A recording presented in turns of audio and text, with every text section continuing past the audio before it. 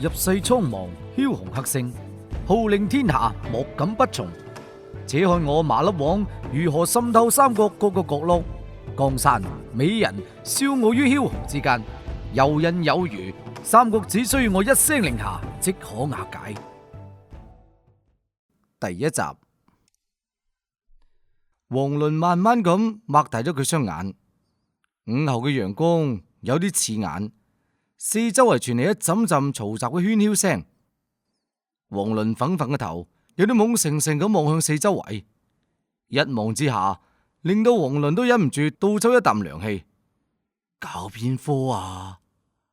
呢個場景實在有啲詭異，四周圍都係啲衣着爛衣爛飲嘅古裝男人，佢哋有啲坐喺地下，有啲喺度翻滾蠕動，有啲喺度嚎啕大哭。再仔細啲一睇，呢啲人嘅手都俾反綁喺背上面，佢哋雙腳亦都綁住繩，一旦跌低落去就會企唔到起身，只能夠屈住個身坐喺地下，或者地下嗰度翻滾蠕動。弊啦！王倫低呼一聲，猛然之間坐起身，佢膊頭一喐，本能咁想將隻手伸去腰間揞槍。不過一喐之下，王倫發現自己竟然亦都同其他人一樣，雙手雙腳俾綁住，而且佢一坐起身就發現有唔少泥沙喺身上面跌落嚟，呢啲就係頭先揼喺自己面上面嘅嘢。而家我唔係喺粟米地咩？咁呢度係邊度啊？王倫再次懵咗咁望住眼前邊，佢四周圍咁探尋，先發現呢度係條好長形嘅大坑，坑裏邊捉咗有幾百個頭紮黃巾嘅人，而個坑嘅上邊就有幾十個古裝打扮嘅士兵，正向住坑裏邊係咁填土。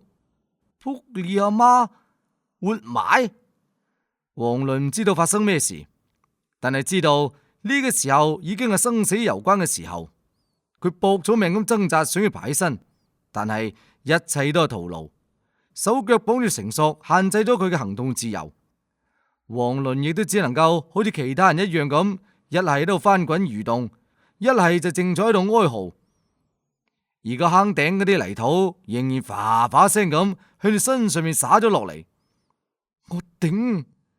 王倫大聲叫啦：喂，仆你街，咩回事啊？有冇王法啊？但係咁樣叫於事無補，就連自己嘅叫聲都俾周圍嘈雜嘅哀號聲淹沒咗。點算呢？王倫嘅眼神開始變得冷峻，經驗話俾自己聽，叫係冇用嘅，因為屠夫係唔會因為豬叫而放過隻豬。你越叫得犀利，佢就越興奮。而家只有冷靜落嚟，先能夠諗出擺脫困境嘅辦法。冷靜落嚟之後，王倫終於似懂非懂咁聽清楚周圍人嘅叫聲，嗰啲似乎好熟悉嘅河南洛陽嘅口音。作為山西人嘅王倫對河南口音就並唔陌生，只不過呢個口音並唔係完全嘅王倫熟悉嘅河南口音，而係怪怪地，令人聽起嚟就有啲似是而非咁。但係呢個都唔重要啦，重要嘅就係王倫聽明咗幾句，一句呢就係要命。另外一句咧就係蒼天已死，黃天當立。黃巾，冇錯，正係黃巾軍。呢個時候，王倫亦都再次注意到呢啲人當中有唔少人嘅頭上面都紮住黃色嘅頭巾。再聯想到坑邊嗰啲古代士兵嘅裝束同埋所作所為，王倫終於明白咯，自己係穿越到咗漢末。咁到底係雲穿啦，抑或玉穿呢？吓嗱。按照穿越慣例嚟講，雲穿就係換身體，玉穿呢就係身體唔使換。諗到咁，王倫耷低個頭望向咗自己嘅身體。呢個時候，自己上身打大隻膊，而下身呢就着住條花底褲。有呢條底褲作證，絕對就係玉穿。因為喺王倫嘅記憶當中，穿越之前自己就係着住呢條花底褲嘅。呢條底褲冇可能滴到古代嘅其他人身體上面，而家可以確定絕對就係玉穿。到而家為止，王倫終於亦都諗翻起，佢係西南邊區城市嘅刑警，啱啱辦完咗一件涉外嘅大案，俾領導安排咗半個月嘅長假，自己就翻到農村鄉下嗰度，想過幾日清靜嘅日子。喺休息嘅時候，喺半夜3更自己趯出去粟米地嗰度放狗，亦都順便諗住睇下有冇嗰啲過嚟偷食粟米嘅野豬。點知道放下狗，眼前面一黑就乜嘢都唔知。等再次醒翻過嚟嘅時候，就已經喺個坑裏邊啦。清醒晒咯，終於明白晒咯。但係有咩計呢？泥土仍然喺個坑上邊係咁拋落嚟。王倫而家唯一能夠做嘅就係不停咁蠕動個身體，可以將身上面嗰啲土石全部揚晒落身下。但係呢個效果就唔係幾好，因為土石係鬆嘅，自己好快脆就陷入咗泥土當中，喐都喐唔到。王倫心諗：仆你啊街啊！諗唔到我堂堂麻粒王會死得咁慘嘅。嗱，點解講佢係堂堂嘅麻粒王呢？冇錯，佢就叫麻粒王。佢面上面有啲啲水凼咁嘅麻坑，所以人送外號麻粒王。國際刑警嗰邊用英文親切咁叫佢麻粒王。不過佢為人機警，身手亦都不凡。警校畢業唔到半年，就已經辦咗3單大案要案。而家嘅王倫已經係聲名鵲起，成為咗西南邊區城市嘅守護神。黑社會裏邊嘅古惑仔對佢就恨之入骨，但係又聞之喪膽。據講啊，佢哋私底下已經唔叫佢做麻粒王，而係將佢改名叫黃坑。點解叫黃坑呢？個面上面一個個坑啊嘛。而嗰啲國際犯罪集團亦都用英文叫佢做坑汪。所以王倫的確真係堂堂一個麻粒王啊！只不過咁又點呢？照而家咁嘅形勢，只能夠等被活埋，或者過幾千年之後，考古學家就會驚訝咁發現，有一條風化咗嘅花底褲，佢嘅材質並非古代嘅麻布。本集播講完畢，歡迎大家到微博 KK 金剛故事留言反饋。我哋下集再講。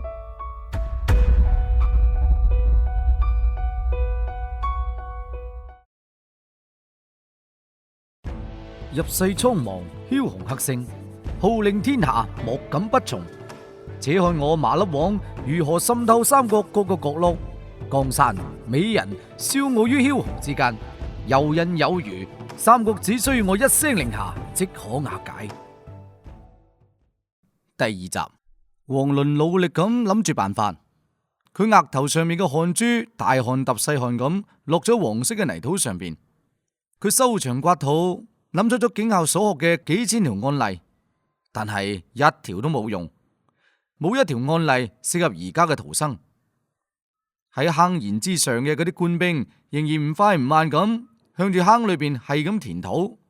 冇過幾耐，嗰啲蓬鬆嘅泥土已經覆蓋到小腹嘅位置。王倫決定放棄啦，佢努力調整下身體，令自己死得舒服一啲，然後佢慢慢眯埋隻眼，靜靜咁等待住死亡。而就喺呢個時候，突然之間，王倫聽到一陣嘈雜嘅狗叫聲，冇錯，係狗叫嘅聲音，而且呢個聲音好熟悉，絕對係穿越之前嗰晚自己帶出去散步嘅嗰3隻狗嘅叫聲。莫非嗰3隻狗都同自己一樣穿越咗啦？諗到咁，王倫再次猛然之間擘大對眼。就喺佢擘大對眼嗰瞬間，王倫見到至少有2個士兵喺個坑沿嗰度跌咗入個坑裏邊，緊接住3條黑影一躍而起，好似閃電一樣撲咗入坑裏邊。而最先一條修長嘅黑影，嗰個係幫刑警隊養嘅德牧黑背，佢嘅名叫做巴頓。而之後嘅一隻就黑壯嘅身影，係自己屋企養嘅藏獒，叫做奧尼爾。最後一隻係高大嘅黃影，亦都係自己屋企養嘅金毛，叫做一休，一休哥嘅一休。德國黑背最為之專業，佢撲到王倫嘅身邊，一口就咬斷咗王倫手臂上面嘅繩。而藏獒就最兇悍，佢撲入個坑裏邊之後，一啖就咬斷咗一名跌落坑裏邊嘅士卒嘅咽喉，然之後又是一個飛躍，將啱啱爬起身嘅另外一個士卒撲低，而且一啖咬落嗰個士兵嘅褲囊。隨住一聲彈彈碎裂嘅聲音響起，聽見都痛。金毛先係王倫嘅最愛，因為而家金毛嘅嘴裏邊掂住王倫嘅戰術背包。喺穿越之前，王倫因為喺鄉下嘅粟米地嗰度半夜放狗，佢喺度諗而家正係野豬泛濫成災嘅時候，於是就順手將個戰術背包孭咗喺背脊上。冇諗到穿越之後，自己喺昏迷狀態之下，俾當成為黃巾軍掉咗入個坑裏邊。而嗰個一齊穿越過嚟嘅戰術背包，竟然俾蘇醒過嚟嘅金毛揾到，而且用釘咗過嚟添。一解開繩索，王倫嘅動作就好爽手。呢個係4年警校千錘百煉出嚟嘅規範動作。喺嗰條綁住佢嘅繩俾巴頓咬斷之後，王倫喺地下一碌，將仍然俾綁住嘅雙腳伸向咗巴頓。佢雙手快速咁從一休嘅嘴裏邊接過咗戰術背包，唰聲咁拉開條鏈，然之後再一揈，一件防彈背心已經摟咗喺身上。然後佢右手伸入個袋，揞出咗一支9.2式嘅手槍。嗱，9.2式嘅手槍係中國特警專用手槍。佢彈夾嘅容量有20發，通常情況下，休假期間武器係要交翻到警局統一保管嘅。但係王倫所在嘅工作城市係西南嘅邊區，而且所在嘅單位係省級直屬單位。根據條例規定啊，邊區或者係省級直屬單位嘅警察武器可以自己隨身保管，唔需要上交。亦都正因為咁，先俾到王倫一線嘅生機。呢個時候，啱啱俾3隻狗整到懵咗嘅士卒都反應過嚟啦。有3個士卒手攞住長矛跳入個坑，向住王倫同埋藏獒係咁吉過嚟。但係遲咯，王倫一槍在手，氣勢驟然之間發生咗變化，只聽見砰砰砰砰4聲，跳入坑裏邊嘅3個士卒以及同藏獒打鬥緊嘅士卒全部俾爆頭。坑沿上面嘅士卒見到咁，全部都大驚失色。就喺佢哋仲未反應過嚟之前，王倫嘅槍口已經指向咗佢哋，砰砰砰砰砰砰，又連續17槍，槍槍斃命。嗱，之前開咗4槍，點解仲能夠打17槍呢？支槍唔係20粒子彈嘅咩？咁係因為啊，槍膛上邊係仲可以壓1粒子彈嘅，所以就正好21發。近距離打呢啲唔識得閃避，驚到呆咗咁嘅士卒，簡直就好似打靶一樣，好詭異嘅啫。坑沿上面嘅士卒幾乎嚇到走晒。王倫將支槍收翻入袋，又掹出咗把軍用匕首，十挑斷咗附近幾個黃巾身上面嘅繩索。佢一邊挑一邊大叫啦：唔好呆咗喺度，快啲救人啦！嗰啲俾挑斷繩嘅黃巾壯士呢個時候亦都反應過嚟啦。佢哋紛紛執起咗漢軍士卒嘅刀，去幫其他人解繩。一時之間，整個坑裏邊都沸騰起身。大家都知道時間緊迫，都喺度快速咁割繩或者解繩。獲得自由嘅人越嚟越多，125就變250，250就變500。唔使陣間，坑裏邊嘅人冚唪唥都解咗繩索，而且開始喺個坑嗰度爬去平地。但係呢個時候，漢軍亦都反應過嚟，一隊50-60人嘅漢軍揮舞住刀槍衝咗過嚟。王倫伸手喺防彈衣嘅袋裏邊揞出咗3個彈夾。呢度一共有60發子彈，佢都顧唔到咁多咯。果斷咁換咗彈夾，雙手握槍開始點射。一個彈夾打完之後，漢軍士卒又跌低咗10幾人，剩低嘅人都驚到呆晒，發出咗一聲慘叫，擰轉身就開始逃亡。到咗呢個時候，王倫先有時間打量呢個戰場，一睇之下亦都暗暗心驚。呢個戰場上邊死屍遍地都係，血流成河。周圍嘅樹木都似俾火燒過一樣。王倫拉過旁邊一個謝頂嘅黃巾壯士，好驚訝咁問啦：呢度係邊度啊？嗰個謝頂嘅黃巾男人一邊梳理住佢頭頂嗰幾條毛，一邊帶穩佢條黃巾。佢詫異咁問啦：呢度咪長社咯？你唔知？王倫問啦：長社？火燒長社啊？王倫亦都諗起到底咩回事？呢個就係著名嘅長社之戰。史書記載，中平元年，亦都184年嘅初夏，潁川黃巾軍首領波才率領將近20萬黃巾起義軍，先打敗咗朱俊所率領嘅數千官軍，跟住又將前嚟救援嘅黃埔松同埋朱俊一齊圍困喺長社當中。直至到仲夏，黃巾軍因為依草結營，俾黃埔松火燒營盤，令到佢哋全軍潰逃，傷亡咗7萬幾人。波才亦都退走陽敵。隨後啊，黃埔松將3萬幾嘅黃巾俘虜全部坑殺。而啱啱穿越過嚟仲處於昏迷狀態嘅王倫，因為佢嘅穿越地點就喺其中一個大坑附近嘅山坡上邊，所以有幸被當成為黃巾賊綁埋一齊掉入坑裏邊。據講，穿越嘅人群當中最悲慘嘅人就莫過於穿越成為黃巾賊。黃巾本嚟就一班貧苦大眾，喺飢寒交迫嘅時候俾人哋教唆造反，30%都係難民，50%係老弱婦孺，80%都冇上過戰場，90%嘅人一個字都唔識，99.99%嘅人都冇做官從政嘅經歷。置身於咁樣一班人當中，仲俾冠以反賊嘅罪名，能夠有咩前途呢？簡直就只能夠等死。黃巾起義注定都係要消亡嘅。王倫真係好想大叫一聲，老子係刑警，又唔係黃巾軍。但係望咗眼遍地官軍嘅屍體，王倫沉默啦。而家真係黃泥跌落褲浪，唔死都係死啊！仲係快啲走佬為妙。但係做咗壞事就想走，邊有咁容易啊？但係唔走嘅話，唔通要去派出所自首？呢個年代有冇派出所？不過呢個時候走佬就並唔係咁容易，走佬亦都係要靠技術嘅。雖然憑借住手槍可以擊殺一小股嘅漢軍，但係呢度嘅漢軍足足有上千人，而且就喺王倫發緊吽哣嘅呢段時間，又有幾百名漢軍向住呢邊衝咗過嚟。當先嘅100幾人竟然仲係騎兵，打就打唔過噶啦！一支手槍先得個40發子彈，又殺得到幾多個人呢？而救出嚟嘅黃巾將士雖然有400幾啊，但係亦都只有30-40人執起咗兵器。王倫望咗下周圍，佢有啲絕望，因為如果要逃走，就只有入山先有一線希望。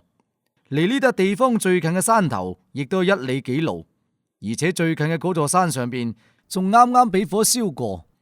而家山頂嗰度仲喺度燒緊，烈焰衝天。而遠一啲冇着火嘅山呢，離呢度就足足有3-4里路遠。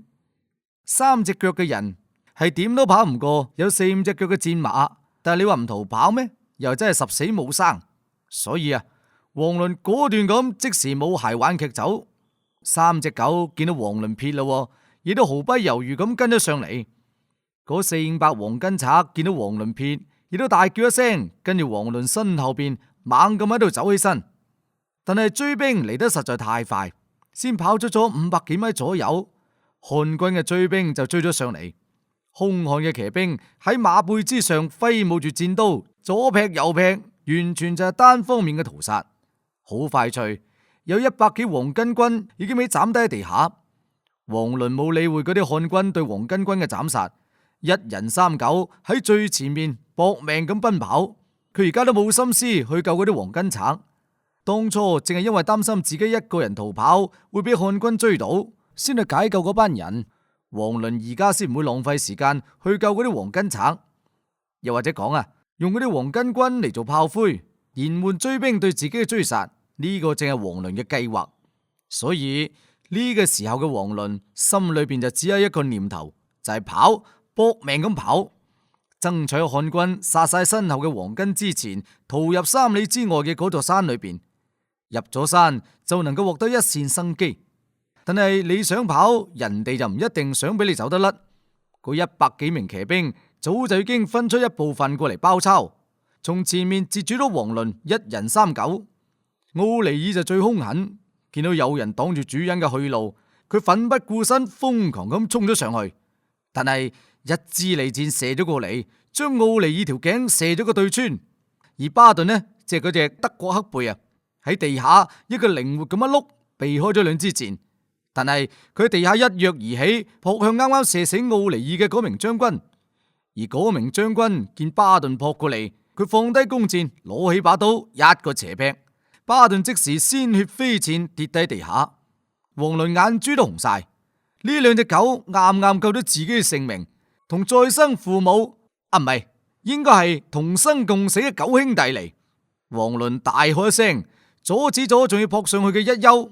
佢執起地下嗰把長刀，出力咁掉向咗對面包抄過嚟嘅騎兵。佢右手一伸，揞出槍就射，砰砰砰砰砰。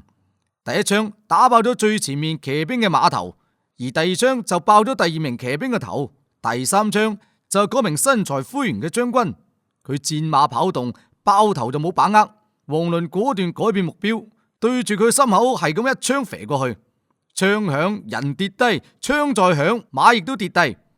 射低咗嗰名將軍之後，王倫並冇停歇，佢雙手攞槍，連續開始點射，一口氣將彈夾裏邊子彈全部打晒，又射低咗7-8名官軍騎兵。然後佢退彈夾換彈夾，一氣呵成。仲要再射嘅時候，對面嘅官軍已經亂成一團，10幾名軍官跳落馬，其中幾個人抬住嗰個將軍就走，另外幾個人呢就擋咗喺前邊。呢啲係肉盾，肉盾後邊嘅騎兵就棄刀用弓，箭矢好似雨一樣射向咗王倫。王倫見到左邊幾米開外有一棵大樹，於是一個好亮麗嘅側翻身，佢嘅身體喺左邊橫飛出去，人喺半空當中開咗2槍，射低咗一個人。落地之後，又係一個向前翻滾，避開咗2支箭，跟住閃到咗大樹嘅背後。有咗大樹嘅掩護，再用手槍同手執冷兵器嘅人打近身戰，佢佔盡優勢。不過事情並非王倫所想象嘅咁樣。當王倫再次想射擊嘅時候，嗰啲官軍就抬住嗰個將軍已經開始撤退，走到比嗰啲野兔仲要快。王倫收起支槍，行到咗巴頓身邊，將冇咗生機嘅巴頓緊緊咁攬喺懷裏邊，然後又行到奧尼爾身邊，一手攬住巴頓，一手攬住奧尼爾。佢嘴角抽咗抽，對住跟上嚟嘅嗰個謝頂黃巾男人，一字一句咁問啦：嗰個軍官將領係邊個？謝頂男人講啦：漢左中郎將黃埔松。本集播講完畢，歡迎大家到微博 KK 金剛故事留言反饋，我哋下集再講。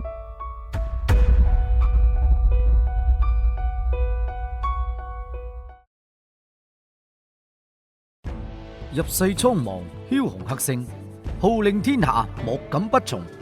且看我麻粒王如何滲透三國各個角落，江山美人笑傲於梟雄之間。游刃有餘，三國只需要我一聲令下，即可瓦解。第3集，長社城裏邊本嚟應該一派吐氣揚眉、士氣高昂嘅大捷之後嘅氣氛，但係呢個時候就三軍震動，愁雲慘淡。軍將當中，黃埔松面色蒼白，口裏邊嘔住鮮血，已經係出氣多就入氣少。朱俊、曹操、孫堅、秦朗、郭典、梁顯等諸多將領圍成咗一圈，個個都神色凝重，眼神嚴峻。佢哋好心急咁等待緊軍中嘅醫者驗傷嘅結果。軍中醫者睇完黃埔松嘅傷勢之後，又用隻手搭咗黃埔松嘅頸動脈上邊，跟住佢輕輕咁擰擰頭，對朱俊講啦：傷及左肺，血入胸腔，氣息已窒，老夫無能為力啊！秦朗好嬲咁，一嘢捉住全身都係血嘅親兵統領黃埔宇嘅心口，大聲喝問住講啦：主將身受咁重嘅傷，你點解又冇死？停手！朱俊拉咗下性格暴躁嘅秦朗，對黃埔宇講啦：究竟嗰陣時發生咩事？黃埔將軍係何人所傷？黃埔宇一邊流眼淚，一邊好後悔咁講啦：一個埋影嘅大坑嗰度出咗事，嗰班俘虜一窩蜂咁喺度逃走，左中郎將當時啱啱好喺附近巡視，就帶住我哋去追殺俘虜。點知有個豆皮嘅黃巾賊手裏邊有一張奇怪嘅弩，應該係可以連射嘅弩。佢一通連射，我哋損失咗好幾個兄弟。將軍嘅胸口中咗1刺，屬下為將軍擋箭，膊頭亦都中咗1刺。朱俊望咗眼黃埔松受傷嘅心口，厲聲喝問住講啦：刺？當時冇醫者喺度，點解要將嗰支弩刺掹出嚟？黃埔宇講啦：回稟將軍，屬下冇掹弩刺，嗰個係一句好怪嘅弓弩，所有被射中嘅人都見唔到弩刺啊！朱俊講啦，竟有此事？佢停頓一下，又詫異咁問啦：此事聞所未聞，你唔好亂咁噏噃。喺一邊嘅曹操行到朱俊前邊，對朱俊講啦：我睇佢並冇講大話。曹某去嗰個大坑邊睇過，俾擊殺嘅將士身上邊都有睇唔到嘅老刺。曹某叫人割開咗佢哋嘅傷口，只係揾到咗呢樣嘢。講完之後，曹操攤開雙手，喺掌心之上平放住一粒好細嘅有啲扭曲嘅金屬。眾人紛紛上前查看，都覺得匪夷所思。過咗陣間，等眾將都平定落嚟之後，曹操又跟住講啦：據大坑邊幸傳落嚟嘅士卒稟報，嗰把奇怪嘅弩竟然係有3隻猛犬送俾嗰位豆皮黃巾嘅。呢件事確實透露住諸多古怪，但係而家當務之急係即時派人追殺呢名豆皮黃巾。佢嘅怪弩雖然犀利，但係就只有一張，只要將士一擁而上，又或者亂箭齊發，殺咗佢並唔難。如果俾佢走甩嘅話，必成後患。朱俊岌岌頭，沉思咗一陣間，咁先對眾人講啦：軍情似火，我軍唔能夠喺長死呢度耽誤得太耐。如今雖然大勝咗一場，但係菠菜所有嘅偽賊仍然有5-6萬之眾。呢啲人正喺度逃往陽敵，佢哋諗住同陽敵嘅偽賊彭脫會師。如果任由菠菜同埋彭脫會師，對我軍將會非常不利。所以我等必須按照原計劃即時出兵，要乘勝追擊，唔可以俾偽賊以整軍再戰嘅機會。郭典有啲猶豫咁問啦：咁樣左中郎將呢件事？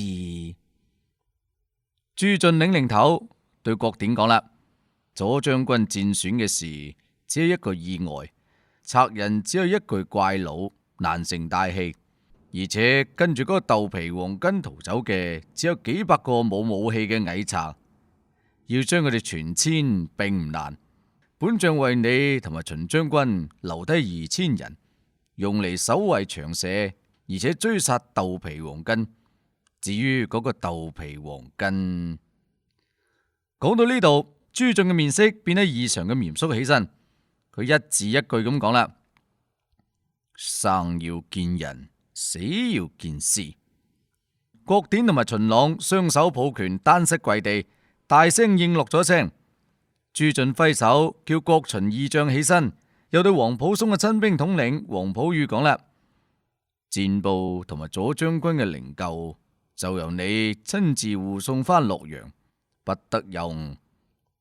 喺安排完皇甫嵩嘅事情之後，朱俊咁先擰轉身對孫堅同埋曹操等人講啦：至於你哋諸位將領，即時整軍，隨本將出兵陽敵，追殺菠菜，征伐彭脫，掃平渝州偽賊。眾將聽聞之後，亦都全部轟然應諾。呢個時候已經係日暮時分，陰雲沉沉，居上落起咗蒙蒙嘅細雨。徑山臨近大道嘅一座山峰之上，王倫正係頹然咁坐咗一塊大石上邊，佢喐都冇喐，似乎已經同呢塊石融為一體，成為咗石塊嘅一部分。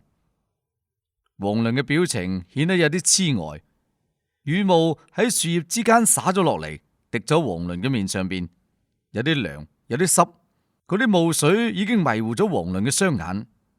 而佢身邊係冇咗氣嘅巴頓同埋奧尼爾，兩隻狗靜靜咁瞓咗喺嗰度。奧尼爾頸上面嘅箭桿已經俾折斷，喺上面綁咗塊黃布，係某位黃巾戰士獻出嚟嘅頭巾。嗰塊黃布上邊而家嘅一抹猩紅血跡已經乾涸。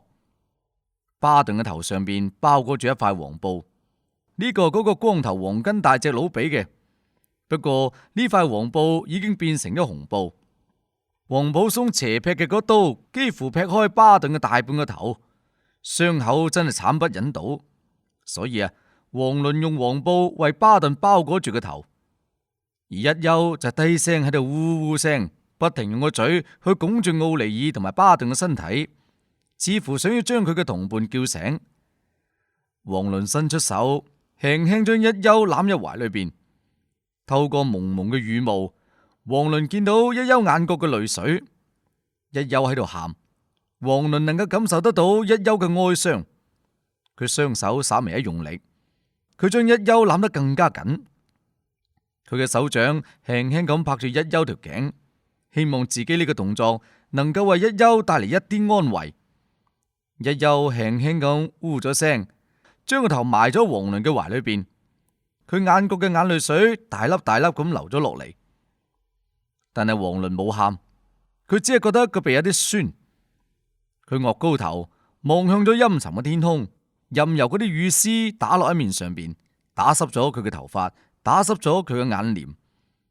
夜風吹嚟，有啲涼。嗰個光頭大隻佬行到王倫身邊，將一件喺漢軍屍體上面剝落嚟嘅衫摟咗王倫身上，輕輕咁講啦：豆皮兄弟啊，節哀順變啊，我哋要趕住離開呢度噶啦。王倫擔高頭望咗眼光頭大隻佬，冇講說話，只係岌岌頭企起身。不過企起嚟之後，王倫並冇要走意思，而係執起一把長刀開始挖坑。周圍幾個黃巾見到咁，亦都上嚟幫手挖，但係都俾王倫趕埋一邊。佢冷冷咁講啦：呢個坑同你哋無關。佢一邊講一邊自己喺度挖個不停。一休跑過嚟，用佢嘅前爪不斷咁喺度刨泥。王倫岌岌頭，並冇拒絕。呢個係屬於穿越者自己嘅事。個坑挖好之後，王倫除低咗之前光頭大隻佬摟喺自己身上面嘅嗰件長袍，將兩隻狗嘅屍體包埋一齊，抱咗起身，輕輕咁放咗入坑裏邊。佢嘅動作好輕好慢。企起身嘅時候，佢發現一休亦都瞓咗喺兩隻狗嘅屍體旁邊，唔肯起身。王倫又踎低身，將一休抱起身，輕輕咁拍咗拍一休塊面，放咗坑邊。一休冇再搞，而係安靜咁踎咗坑邊嗰度，望住坑裏邊嘅同伴，望住王倫將嗰啲黃土輕輕咁覆蓋喺同伴嘅身上邊，然之後又將啲土將個坑填滿，堆成咗一個墳頭。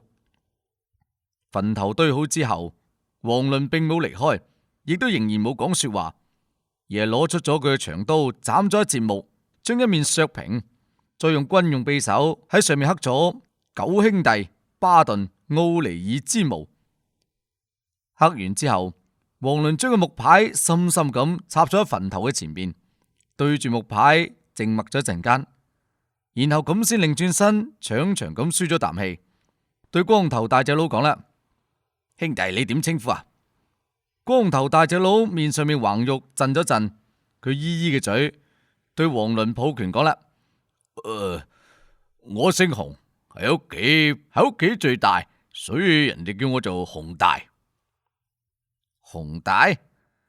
王倫錯愕咗下，佢諗起前世嘅動畫片《熊出沒》，隨口問咗句啦：你係咪有個細佬叫做洪耳啊？你點知噶？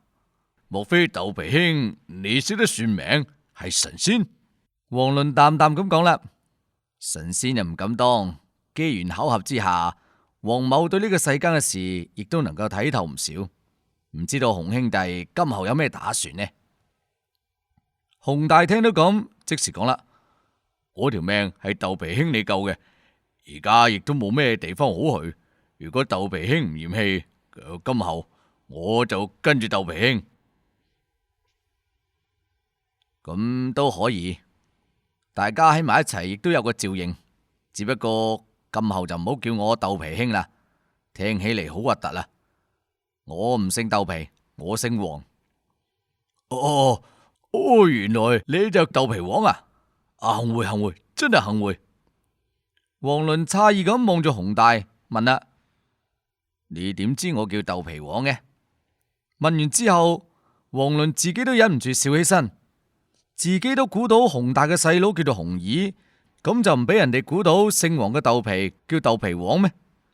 不過接住落嚟洪大一番說話，就證明洪大真係冇咁聰明。呢個有幾難呢吓？坊間傳言大賢良師嘅有個姓黃嘅鄰居，雖然佢面上面冚唪唥都係豆皮，但係就深得大賢良師信任。大賢良師見佢忠勇，就留喺身邊悉心教導。不過喺幾年之前就，王倫詫異咁問啦：幾年之前發生咩事啊？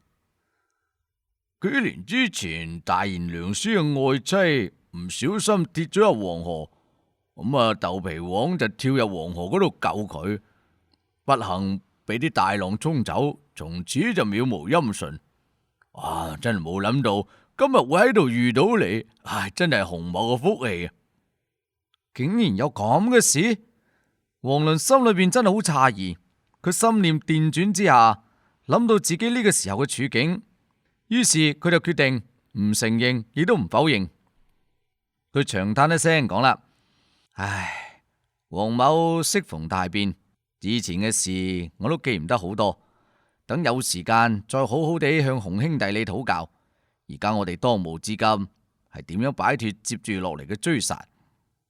如果我估得冇錯，嗰個黃埔松應該已經死咗，長社城當中嘅漢軍應該會由朱俊統帥。嗰個朱俊同埋黃埔松交情極好，一定會派兵過嚟追殺我哋。而家我哋要好好地諗下，接住落嚟應該點樣做。洪大講啦：一切請渠帥做主，屬下一定聽命。王倫一呆，跟住問啦：等等，呢頭先叫我咩話？渠帥話大賢良師親傳弟子喺軍中嘅職司，自然就唔會少於渠帥嘅職務。一係叫豆皮兄你做將軍。王倫講啦：唉，好啦，咁先叫渠帥啦。嗰個洪大諗咗諗，跟住又問啦：屬下只係知道渠帥姓黃，唔知道渠帥叫咩名。王倫笑咗笑，跟住講啦：真係我都唔記得介紹。我姓黃，單名一個鄰字，鄰居個鄰，字隔離。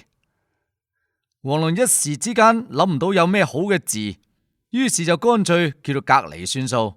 畢竟自己嘅名叫做倫，倫者隔離也嘛，名只不過係一個代號嚟嘅啫。本集播講完畢，歡迎大家到微博 KK 金剛故事留言反饋，我哋下集再講。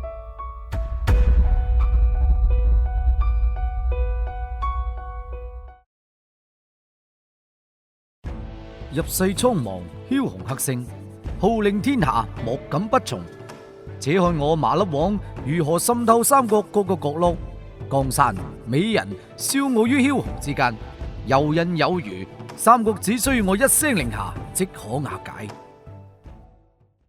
第4集，安葬好巴頓同埋奧尼爾，已經耽誤咗唔少時間。從哀傷當中走出嚟嘅王倫，而家亦都要開始正視現實。既來之則安之，諗得再多亦都冇用。而家最重要嘅問題就係點樣逃命。自己殺咗大漢朝嘅左中郎將黃埔松，嗰個係朝廷喺南方戰場上面嘅總司令，呢個係真係不得了嘅事。俾朝廷追殺就免不了噶啦，追殺嘅級別只可能略低於張國三兄弟嘅啫。原本歷史之上，張國死咗之後，仲俾喺棺材當中拉出嚟鞭屍梟首。咁等到自己嘅命運又會係點呢？具體點樣，王倫亦都唔太清楚。佢只係知道一旦俾捉住，咁下場一定會好慘。所以呢個時候最緊要嘅就係點樣逃命。想要逃命，首先就要了解所處嘅位置，知道自己所處喺咩位置，先能夠知道向住邊邊走，咁先唔至於一個唔小心自己跌到軍營當中。按照洪大所講，呢座山叫做徑山，總計就係數十個山頭，同埋伏牛山相連，似乎係屬於伏牛山脈當中嘅一個分支。離長社城大約就20幾里，呢度山高林密，應該可以暫時避避先。然之後第二點就係伙伴，亂世當中兵匪橫行，一個人逃命唔使官兵追殺你，自己都捱唔到3日。想要條命仔長啲，就只能夠同人哋抱團取暖。而家能同自己抱團取暖嘅，就只有呢班一齊逃出嚟嘅黃巾賊。呢一次逃出活埋嘅黃巾賊，本嚟應該就有500-600人，但係經過同埋黃埔松一戰之後，又死咗大半。清點咗人數之後，先知道連嗰啲輕傷員一齊，亦都只有248人，加埋黃倫自己，再加上金毛一休，連人帶狗，啱啱好就250。另外仲有10幾個傷勢好嚴重嘅，黃倫就冇將佢哋計算在內，咁嗰啲人就只能夠俾佢哋自生自滅。單單有人仲唔得，仲要統一思想先能夠形成合力。如果唔係，帶住一班烏合之眾去搏命，咁同找屎冇乜分別。點完人數之後，黃倫企咗一塊較高嘅石頭上邊，對住200幾人講啦：大家應該知道，嗰個黃埔松俾黃某殺於馬下。按照黃某判斷，佢一定係死於非命。呢個係朝廷當中大到不得了嘅大官，左中郎將，戰時嘅3軍統帥。咁大嘅官俾黃某殺咗，官軍肯定唔會善罷甘休。佢哋會過嚟追殺黃某，殺唔到黃某嘅話，佢哋冇辦法向皇帝交差。所以而家嘅形勢好嚴峻，係非常嚴峻。接住落嚟，我哋可能會面臨好多危險。黃某亦都醜話講在先，願意跟我嘅留喺原地唔喐，唔願意跟我嘅可以自行離開。話音剛落，嗰個光頭熊大率先表態啦：我係渠翠喺個坑裏邊救出嚟嘅，以後呢條命就係渠翠噶啦。其他黃巾軍聽到咁，亦都紛紛表態，竟然冇一個人離開。黃倫等咗陣間，見冇人離去，咁先繼續講啦：既然大家願意跟隨黃某，咁今後我哋就生死與共嘅兄弟。黃某喺呢度應承你哋，今後只要黃某有啖食嘅，絕對唔會餓親大家。不過黃某嘅軍紀比較嚴，喺我手下邊做事一定要另行禁止。如果唔係，犯咗軍法係要殺頭嘅。到時唔好話我冇提前同你哋講。眾黃巾軍聽到咁，紛紛抱拳行禮，願為渠翠效死。黃倫滿意咁岌岌頭，時間緊迫，佢都唔敢再囉嗦，簡單講咗幾句之後，即刻着手對呢248人進行整編。通過了解，呢啲人當中有3個人曾經做過小頭領，佢哋分別係熊大、牛七、馬五，名就起得一般般，冚唪唥都係動物，咁啊難怪嘅。一班古代嘅農民有個名就已經好唔錯啦。不過呢幾個人睇起身都算唔錯。熊大就生得又粗又壯，俾人嘅感覺就強悍兇狠，身上邊有股土匪氣，估計係土匪出身。而牛七呢，就稍為高手一啲，雙目炯炯有神，手臂好長，右掌之上嘅食指同埋左手食指都有好厚嘅老繭。睇佢背脊之上孭住喺官軍嗰度搶翻嚟嘅弓箭，應該係一個善射之人。佢嘅氣質內斂而有機警，透露住一股漠視生命嘅殺氣，應該有啲似我哋現代嘅職業殺手。而馬五嘅身材就唔高唔矮，唔肥唔瘦，除咗比較壯實之外，俾人印象就係人畜無害。呢個人應該喺啲商人屋企裏邊做過伙計嘅，受過古代商業訓練。黃倫亦都唔想問得太多，直接將剩低落嚟嘅245人分成3隊。熊大做親兵隊長，領兵105人；而牛七就為斥候隊，領兵50人；馬五為曲長，領兵90人。然後就到兵器，而家黃倫佢哋嚴重缺乏兵器。頭先有啲人一係搶，一係執到啲兵器，加加埋埋總共就80幾件，40件俾咗親兵隊，剩低嘅呢就俾牛七嘅斥候隊。至於其他人，只能夠暫時將山上面嘅竹斬落嚟，削尖佢，頂住檔用住先。安排好咗之後，已經係傍晚嘅戌時，亦即係晚黑嘅7點幾左右。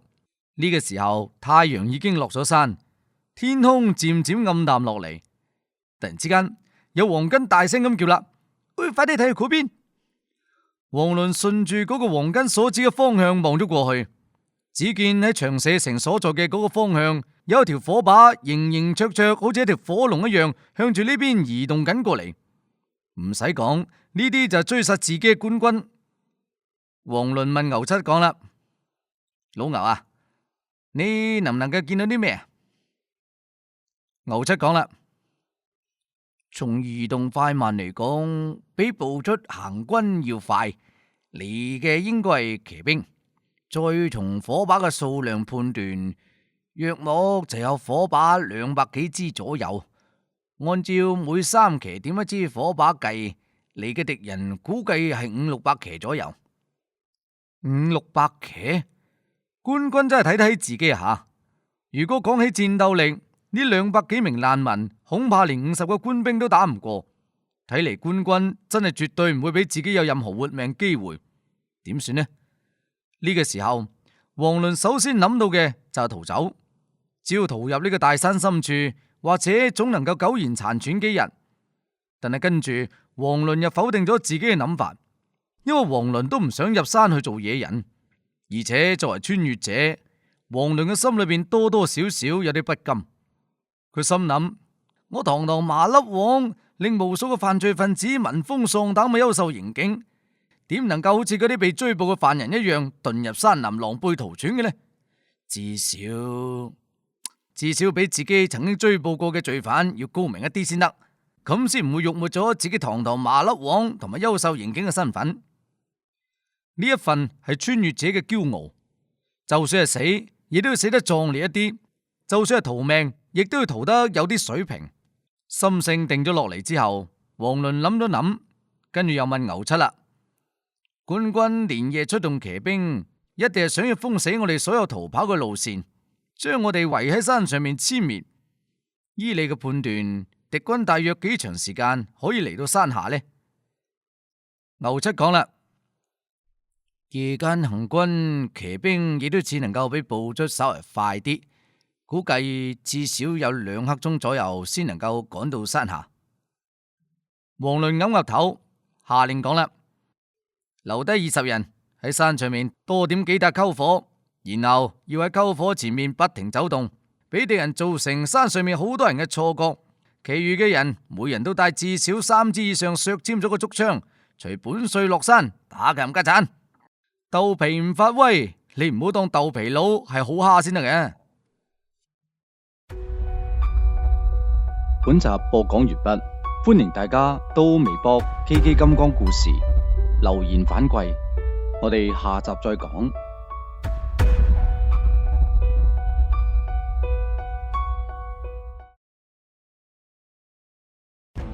入世蒼茫，梟雄黑星，號令天下，莫敢不從。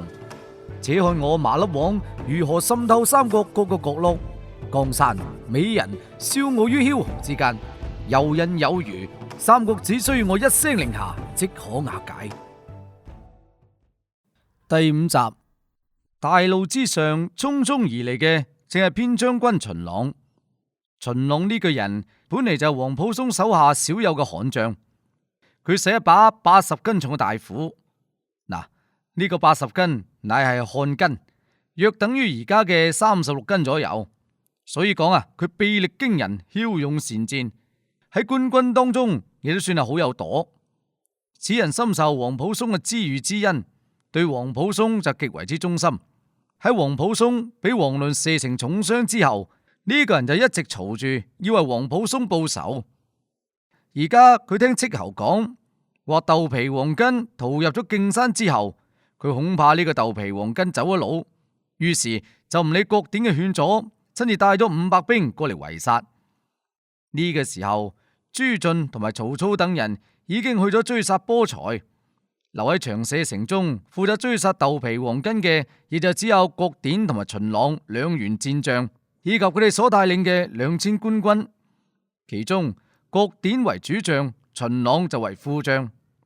郭典雖然擔心夜間不利於出兵，但係佢又拗唔過秦朗，本身亦都有啲擔心王倫趁住夜晚逃走，於是就叫秦朗帶住騎兵500，先能圍住山腳，以防止王倫逃走。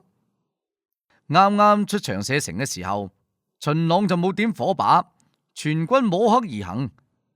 但係呢個時代發機盲嘅人就比較多，好多士卒到咗夜晚黑根本上都睇唔清道路，加上天上邊就落住小雨，一啲都星月之光都冇，夜晚行軍就變得更加艱難。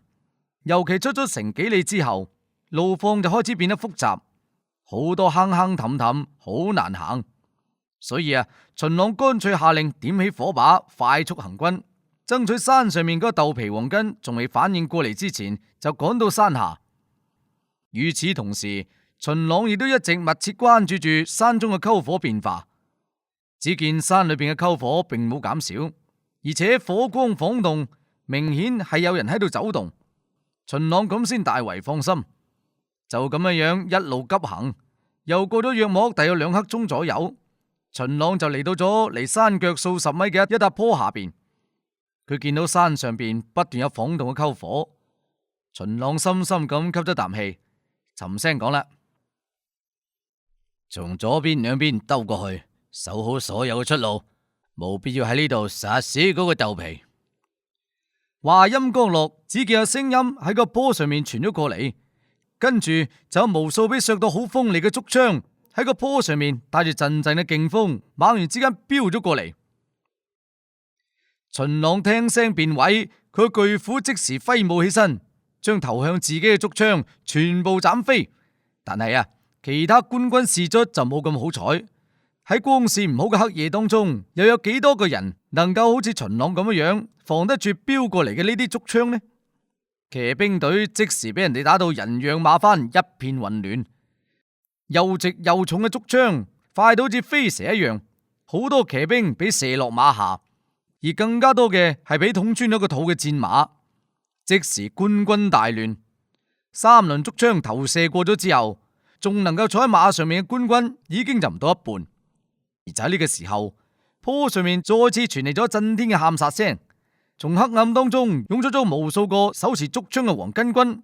呢啲黃巾軍好似落山猛虎一樣，撲向咗山下邊舉住火把嘅呢啲官軍。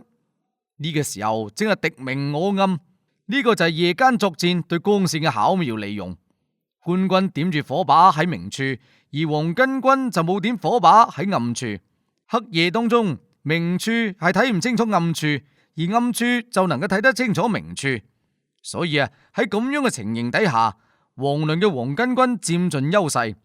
火光當中嘅官軍對黃巾軍將士嚟講，無疑同嗰啲活靶就差唔多。而對於官軍嚟講，3輪竹槍搞到自己已經俾打到懵晒，再見到黑暗當中衝出咗數唔清嘅黃巾，佢哋更加慌亂。關鍵係呢個數唔清呢幾隻字，因為夜晚明處睇唔到暗處，咁喺黑夜當中到底有幾多敵人呢？真係唔知道。黃巾軍齊聲吶喊，再加上夜色當中隱隱約約，俾人感覺就變成咗草木皆兵。於是官軍一接觸就即時潰敗，仲騎喺馬上面嘅官兵士卒就縱馬四處逃散，而俾打落馬下嘅官軍士卒亦都即時冇鞋挽屐走。有啲俾截咗中間嘅官軍士卒就稍微反抗之後，紛紛棄械投降。不過秦朗就冇投降，佢身邊仲幸存住20幾名親兵，亦都冇投降。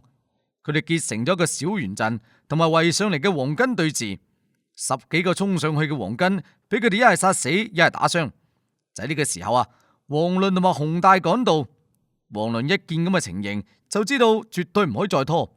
一旦俾嗰啲逃入黑暗當中嘅潰兵反應過嚟，咁失敗嘅就會係黃巾軍自己啦。所以王倫毫不猶豫，揞出支手槍對準秦朗嘅戰馬，係咁砰一聲，正中戰馬嘅馬頭，戰馬應聲而倒。秦朗身手亦都好敏捷，佢喺戰馬跌低喺地下嘅一瞬之間，以開山斧撐地，凌空一嘢跳起，離開咗馬背，然後穩穩咁企喺地下。不過王倫亦都唔係好蝦嘅，當秦朗啱啱企穩，王倫就已經快步上前，直接撞入咗秦朗嘅懷裏邊，先係一招膝頭破祠堂，一嘢頂落秦朗嘅細佬嗰度，然後再喺秦朗彎腰嘅嗰瞬間，一踭就批咗秦朗嘅太陽穴上面。秦朗哼咗聲，跟住翻身倒地，不省人事。呢個時候，秦朗嘅親兵想過嚟救佢，但係就俾洪大帶住眾人以密集嘅竹槍隔開咗。王倫一手的住已經暈咗個秦朗，一手攞住把刀晾咗秦朗條頸上面，對秦朗嘅親兵喝令講啦：放低武器投降，如果唔係就殺咗你哋嘅將軍。嗰20幾名親兵見到咁，遲咗一陣間，終於就將戰刀拋咗地下，落馬投降。接住落嚟呢，就係打掃戰場，清點戰果。呢一戰，黃巾軍又損失咗32人，而家有戰鬥力嘅只係剩低213人。不過戰果亦都相當輝煌，一共殺死敵人153人，俘虜105人，繳獲戰馬120匹。嗰啲死咗或者傷咗戰馬呢，就並冇計入其中。武器繳獲得亦都比較多，因為官兵每一個騎兵至少有3件武器，所以呢次繳獲嘅各種武器加埋一齊，一共有600幾件，足夠武裝王倫呢200幾人嘅隊伍。另外所有官兵屍體上面嘅盔甲衣服都被剝咗落嚟，再加上俘虜身上面嘅盔甲，亦都足夠武裝呢200幾人。王倫叫人將俘虜同埋戰馬全部帶上山，嗰啲死傷咗嘅戰馬呢，亦都洗乾淨，將佢哋啲肉切咗出嚟，當作為食糧充飢。安排好咗之後，王倫就叫人將俾俘虜嘅秦朗嘅親兵隊長秦倉叫咗過嚟。佢開口問啦：長社城當中仲有幾多官軍，仲有幾多將官？你快啲從實招來，我免你一死。如果唔係，將你剁成肉醬去餵狗。秦倉不禁大驚，佢即時講啦：城中仲有軍兵1500人，主將係郭典。王倫心念一動，跟住又問啦：朱俊同埋曹操佢哋呢？秦倉講啦：喺2個時辰之前出發去追殺波才啦。王倫聽到咁，佢隻眼一眯，跟住又開口問啦：仲有幾多黃巾戰士仲未被坑殺？具體仲有幾多就唔清楚啦。黃埔將軍戰死之後，坑殺就暫停咗，而家應該仲有幾千人。朱將軍臨出城之前吩咐，等到天光之後，將呢啲人再全部坑殺，一個不留。王倫岌岌頭，對秦倉講啦：本將俾一個機會俾你，放你翻去同郭典報個信，你同佢講，本帥願意攞秦朗以及100幾名官軍俘虜同佢哋交換，以1換10。湊個整數啦，就換黃巾俘虜1000人。本帥收到人之後，就會即時放咗呢啲官軍俘虜。停咗停，王倫又講啦：本帥喺呢度等佢2個時辰，2個時辰人仲未送到，本將就撕票走人。講完，佢俾咗匹馬秦倉，叫佢快馬趕去長社城報信。呢個就王倫冇殺秦朗嘅原因。如果唔係，佢琴晚嗰槍就唔係打馬頭，而係直接包秦朗嘅人頭。等到秦倉翻去傳信之後，王倫又叫咗洪大、牛七、馬五過嚟，對佢哋3個講啦：佢將秦朗同埋嗰啲官軍俘虜，留低3個膽細啲嘅，其餘嘅殺晒佢啦。洪大有啲不解咁問啦：呢個唔係呃人咩？頭先唔係講好話用呢啲人過去換我哋黃巾兄弟嘅咩？王倫嘆咗啖氣，毅然咁講啦：唉，你講得啱，我哋就係呃人，兵者詭道也，唔呃人死嘅咪就係自己咯。見到3個人仲呆咗喺度，王倫又沉聲講啦：仲唔去做？呢個本帥嘅命令，將俘虜嘅衣服冚唪唥剝晒落嚟再殺，唔好搞污糟啊！呢啲衫褲我哋自己仲有用，殺完人之後留低幾個傷員喺山上面睇住篝火，其餘嘅人休息半個時辰之後，隨本帥下山。3個人雖然就唔理解，不過亦都冇再問，而係即刻帶人執行命令。等到3個人走咗之後，王倫起身開始清理帶嚟嘅戰術背包。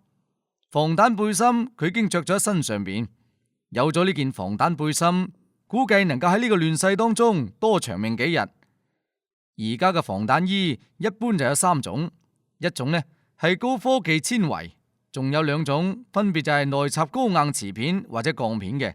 高科技纖維嘅防彈衣輕便，但係就唔防刺；而內插高硬度瓷片或者鋼片嘅防彈衣呢，就可以防刺。黃麟呢件防彈衣就係嗰種內插高硬度瓷片嘅防彈衣。呢種防彈衣唔單止比鋼片防彈衣輕，防刺效果亦都非常好。邊區刑警嘅工作唔同於軍隊，經常都會遇到冷兵器搏鬥，所以先會準備呢種防彈衣。黃麟將支9.2式手槍插咗喺背心嘅袋裏邊。不過而家嘅彈夾裏邊只係剩低16粒子彈，用完之後就只能夠當玩具啦。軍用匕首亦都插咗背心嘅袋裏邊，同埋9.2式手槍一樣，呢個亦都係特警制式嘅裝備。連埋鞘嘅話，總長度就350mm，單把刀嘅長度呢就270mm，具有刺、割、劈、鋸、剪等多項功能，能夠穿刺1mm厚嘅低碳鋼板。背包裏邊所剩低嘅嘢已經唔多，只係少量治療用嘅磺胺粉、頭孢青霉素以及包紮傷口嘅紗布、酒精之類。不過令到黃麟驚喜嘅就係佢嘅袋裏邊竟然仲發現咗公粟米，冇錯，仲已經係成熟咗嘅粟米。黃麟記得自己穿越之前喺粟米地嗰度放狗嘅，睇下啲野豬會唔會過嚟偷食粟米，諗住捉隻翻去做戰利品。嗰陣時順手咧就咬咗一弓，塞咗入個戰術背包裏邊，冇諗到居上而家仲喺度，冇整唔見。粟米喺古代係一件大殺器，佢個作用遠遠大於嗰支9.2式嘅手槍。根據黃麟所知，漢末嘅亂世，漢人嘅人口從6500萬降到3000萬，足足減少咗3500萬人。而呢個減少嘅3500萬人，其中真正死於戰場嘅就唔足1000萬，至少有2000幾萬人係餓死嘅。而餓死嘅主要原因係天災戰亂所導致嘅糧食欠收，百姓流離失所，流民易子而食。亂世當中，糧食先係最重要嘅嘢。如果能夠喺漢代種出粟米，咁肯定就不過好似就諗得太長遠嗰頭。黃麟自嘲咁笑一笑，而家最重要嘅就係睇下能唔能夠走得甩，其他嘅一切全部都係浮雲。本集播講完畢，歡迎大家到微博 KK 金剛故事留言反饋，我哋下集再講。